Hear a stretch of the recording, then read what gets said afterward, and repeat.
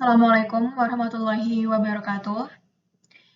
Pada kesempatan kali ini, saya akan mempresentasikan salah satu bab materi dari mata kuliah Islam dan Disiplin Ilmu kelas MB3A yang berjudul Syar'uman Qoblana.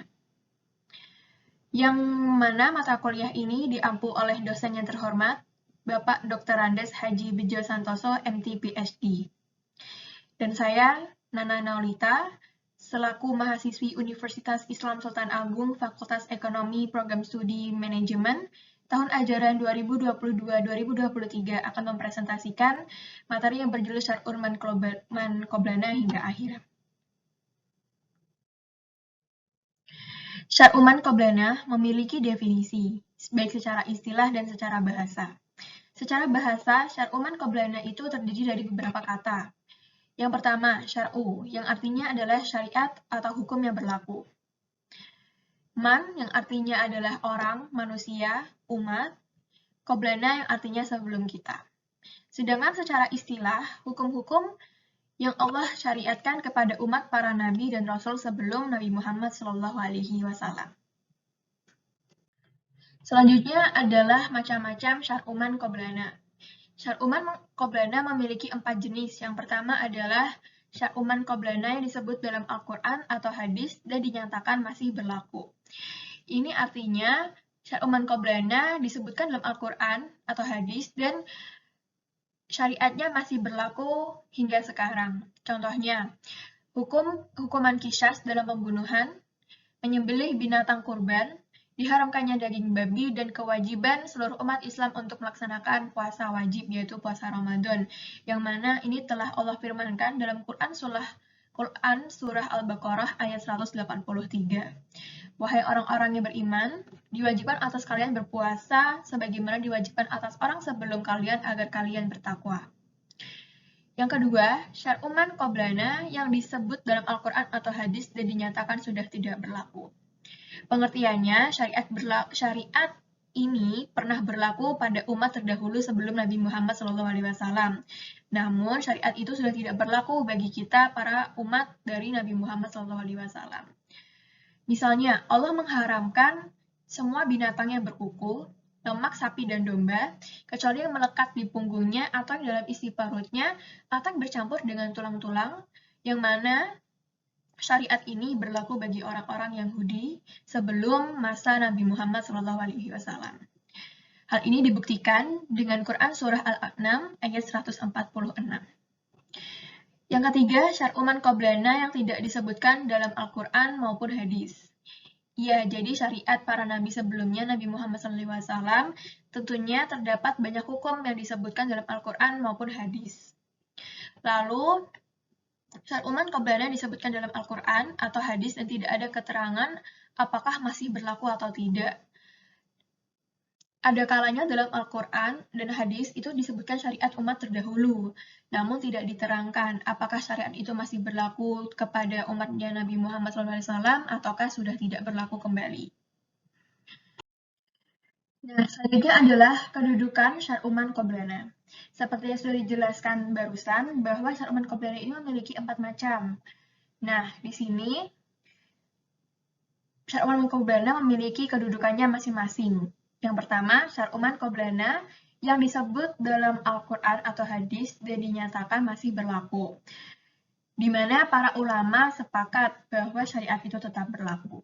Yang kedua, syar'uman qoblana yang disebut dalam Al-Quran atau hadis dan dinyatakan sudah tidak berlaku.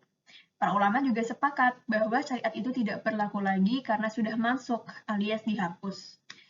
Yang ketiga, syar'uman qoblana yang tidak disebut dalam Al-Quran maupun hadis. Para ulama pun sepakat bahwa syariat itu tidak berlaku lagi. Dan yang terakhir, syar'uman qoblana yang disebut dalam Al-Quran atau hadis dan tidak ada keterangan apakah masih berlaku atau tidak. Di sini para ulama berbeda pendapat. Ada yang menganggap dan menggunakannya sebagai dalil dan ada yang tidak. Salah satunya jumhur ulama atau mayoritas ulama berpandangan bahwa syar'uman qoblana jenis yang keempat itu merupakan syariat yang tetap berlaku untuk umat Nabi Muhammad SAW dan menjadi salah satu dalil dalam hukum Islam. Hal ini berdasarkan firman Allah Subhanahu wa taala pada Quran surah An-Nahl ayat 123 yang berbunyi, kemudian kami wahyukan kepadamu Muhammad, ikutilah, milihlah ajaran Ibrahim yang lurus. Dan pendapat ulama yang kedua dari mazhab Syafi'i yang berpandangan bahwa syar'u man qablana jenis keempat itu tidak berlaku untuk umat Nabi Muhammad SAW, sehingga bukan merupakan dalil dalam hukum Islam. Hal ini berdasarkan firman Allah Subhanahu wa taala pada Quran surah Al-Maidah ayat 48 yang berbunyi, untuk setiap umat dari kalian kami berikan aturan atau syariat dan jalan yang terang atau minhaj. Selanjutnya adalah masalah dasar sebelum memahami syar'u man qablana. Hal ini disampaikan oleh Syekh Muhammad bin Ali bin Muhammad Asy-Syaukani yang wafat pada 1250 Hijriah, menjelaskan ada dua masalah pokok yang perlu dipahami sebelum membahas syar'u man qablana lebih dalam, yaitu yang pertama, apakah Rasulullah SAW diperintahkan untuk menjalankan syariat? Yang kedua, apakah Rasulullah SAW diperintahkan menjalankan syariat sebelum masa kenabiannya? Perihal dua masalah di atas mengenai masalah pertama, ulama sepakat bahwa di samping Rasulullah sebagai pembawa syariat atau musyar'i, ia juga dituntut untuk menjalankan semua syariat yang dibawanya. Namun, ulama berbeda pendapat perihal masalah yang kedua. Menurut sebagian pendapat, Rasulullah SAW dituntut untuk menjalankan syariat sebelum masa kenabiannya. Dan syariat yang dijadikan pedoman adalah syariat Nabi Adam alaihissalam sebagai syariat pertama yang ada di muka bumi. Ada yang berpendapat juga Rasulullah SAW dituntut menjalankan syariat Nabi Nuh alaihissalam sebelum masa kenabiannya. Ada yang mengatakan juga bahwa Rasulullah dituntut untuk menjalankan syariat Nabi Ibrahim alaihissalam. Ada pula pendapat yang terakhir menyatakan bahwa Rasulullah SAW dituntut untuk menjalankan syariat Nabi Isa alaihissalam. Kenapa? Sebab masa di antara keduanya sangat dekat dibanding dengan masa nabi-nabi sebelumnya.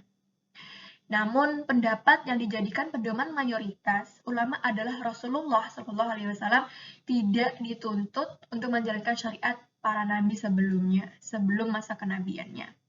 Pendapat ini merupakan pendapat yang diprakarsai oleh Imam Al-Qushairi dan dipedomani oleh mayoritas ulama. Menurutnya, jika sebelum masa kenabian Rasulullah SAW dituntut untuk menjalankan syariat nabi sebelumnya, hal itu menunjukkan bahwa Rasulullah SAW akan abai dan acuh pada syariatnya sendiri setelah kenabiannya. Yang mana ini juga dijelaskan dalam kitab Irsyadul Fuhul, yang sebagian besar menjelaskan bahwa dan ulama mengunggulkan pendapat ini, yaitu tidak dituntutnya Rasulullah SAW dengan syariat sebelum kenabiannya. Ini merupakan pendapat yang kami ridhoi, sebab jika Rasulullah SAW ada dalam sebuah agama atau syariat, maka ia akan mencatat dan menjelaskannya. Sebab tidak bisa disangka bahwa Rasulullah SAW menyimpan syariatnya. Muhammad bin Ali Asy-Syaukani, Irsyadul Fuhul ila Tahqiqil Hakimin Ilmi Ushul. Diarul Kutubi Arabi, cetakan pertama 1999. Lalu pembahasan selanjutnya dan juga yang terakhir yaitu contoh syar'u man qablana. Contoh syar'u man qablana ini ada 4. Yang pertama, diharamkannya semua binatang berkuku. Allah Subhanahu wa taala menetapkan bahwa Bani Israel dilarang untuk memakan daging dari hewan yang berkuku. Yang kedua, disunahkannya hidup membujang. Allah Subhanahu wa taala menetapkan syariat bagi Nabi Zakaria dan Yahya bahwa membujang itu lebih utama daripada menikah. Yang ketiga, diwajibkannya hukuman qisas.